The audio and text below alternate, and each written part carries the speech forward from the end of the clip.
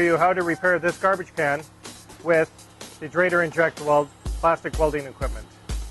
Many thousands of garbage carts like this are repaired every day with the Drader Injectiweld. Garbage can manufacturers usually have an excellent warranty program in place with their customers, but sometimes the garbage cans do break and they're not covered under warranty and they can be repaired, and that's what I'm going to show today. This garbage cart is quite damaged. Normally a cart that is this damaged might not be repaired, but I want to show you what the Injectiweld can do.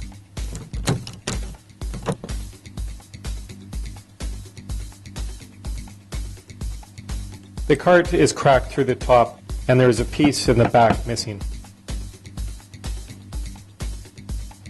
I do not want the crack to travel any further, so I will melt a hole at the end of the crack to reduce the stress.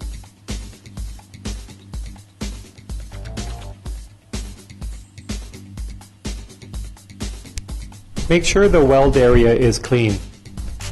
I will use the Drader stick scraper to etch a path for me to follow with the Drader tip. I will explain how the Drader makes strong welds. Two things are being accomplished right now. The welding tip melts into the plastic and molten welding rod is being injected into the weld zone.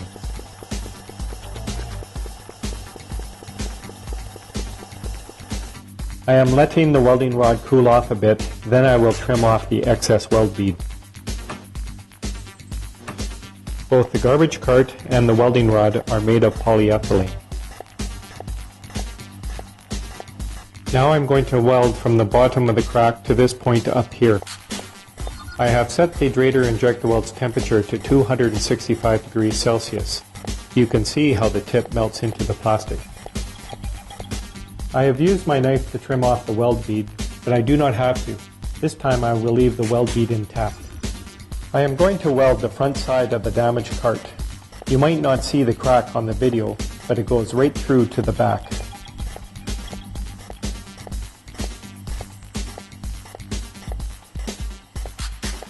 It is easy to see the Injectiweld's tip melt into the parent material. Melting plastic at the weld zone is essential to ensure a strong weld.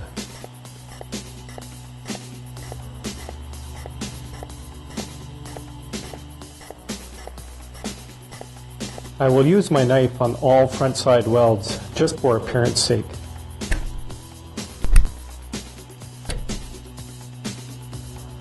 Now I will use the Drader Injectiweld to repair the top of the garbage can.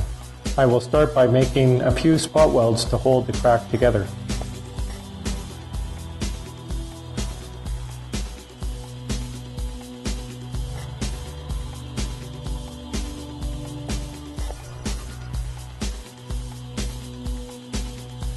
I cannot weld from both sides here, so I am going to go slowly to ensure that I melt the plastic right down to the root.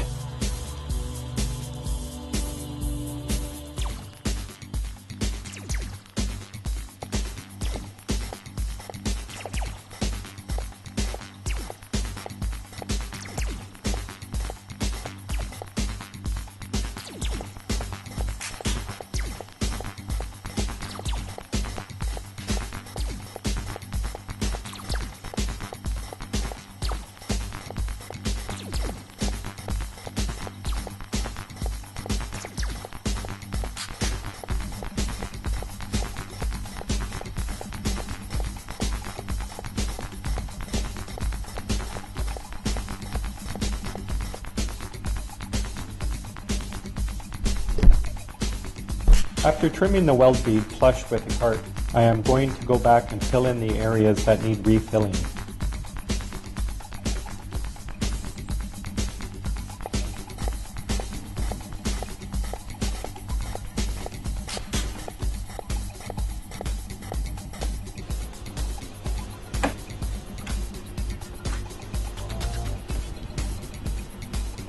I am going to use the Injectiweld to make a plastic patch.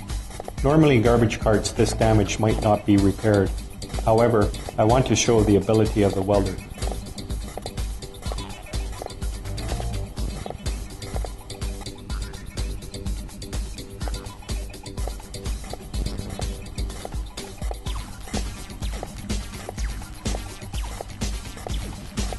The trick to making effective plastic patches with the Injectiweld is to make sure the tip comes into contact with at least some part of the parent material. Remember, one has to achieve a melt in order to get a high quality weld. The molten welding rod comes out of the Injectiweld with enough pressure to ensure that there is good mixing between parent material and welding rod.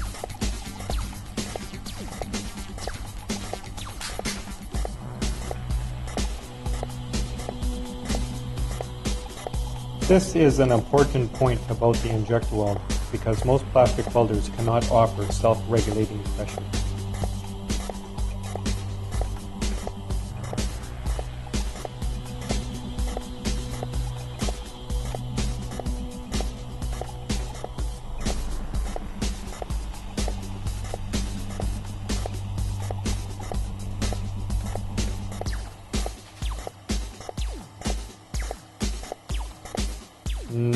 Don't try this at home. Now I will finish welding the front of the damaged part.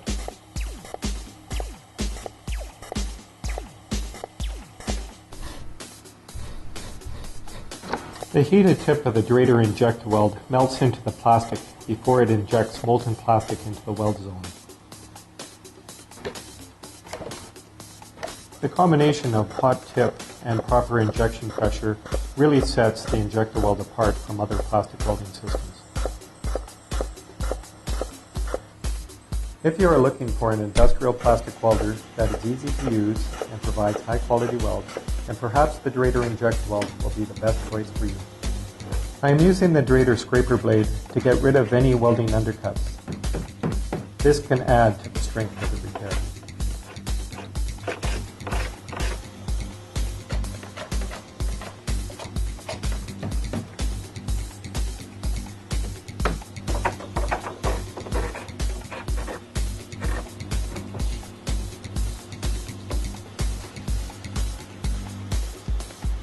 Now to fill in a couple of holes, and then we are done.